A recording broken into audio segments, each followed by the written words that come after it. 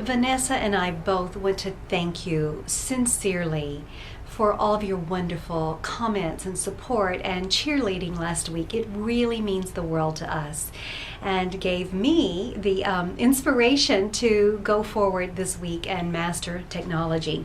A couple of weeks ago, I left you with a cliffhanger. You know, like, why do some desires manifest and others not? And just in case you didn't hear that weekly whisper 2 weeks ago, I would share an experience where I had seen through the sacred eye, or the eye of God, if you will. I'll spare you all the details, but it was quite a moment for me. And I was asking about desires. And what I heard from the whisper is that creation is called forth from your desires. When I saw through the sacred eye, I saw that there is a sea of infinite potentialities and possibilities. This space, the sea, is neutral, and it doesn't care what is called forth from it. It doesn't live in the world of duality like humans do. It doesn't live inside of a belief system, inside of concepts of what is right and what is wrong and what is good and what is bad. It just is. And so it just says, what do you want? And when you place your order, your desire, into the sea of infinite possibilities, it goes about to manifest that desire into form. So I had a question: why do some desires manifest and others not? And I'm sure you have the same question. Here's what I was told. This is a metaphor, so imagine that your desire or your goal or your intention is like placing an order on Amazon. And so the computer looks up and sees if you have any previous orders.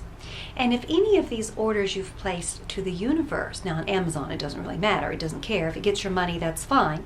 But in the universe, it says, are any of these previous desires that LaRue has placed in conflict with this current desire?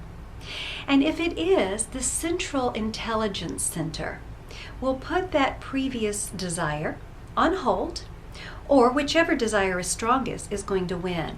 So let me give you an example of this. Some years ago, I was working with a client who was about 40 years old, and she wanted to lose about 50 pounds. Now, she had tried a lot of diets over the years and had failed at all of them.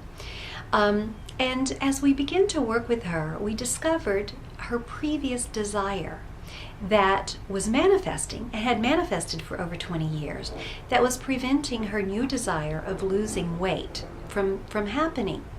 And you know what the desire was? It was this: as a teenager, she was a classical beauty.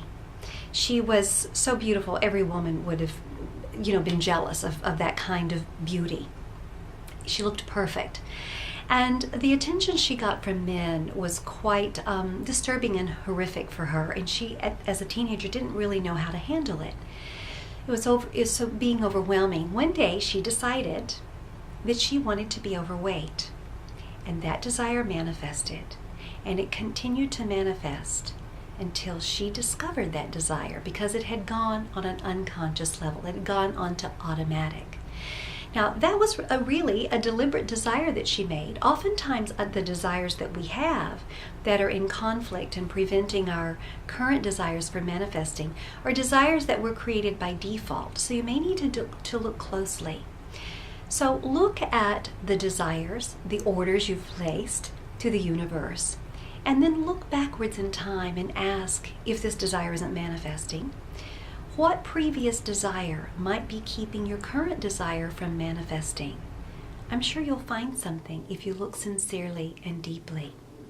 Bye for now. See you again next week.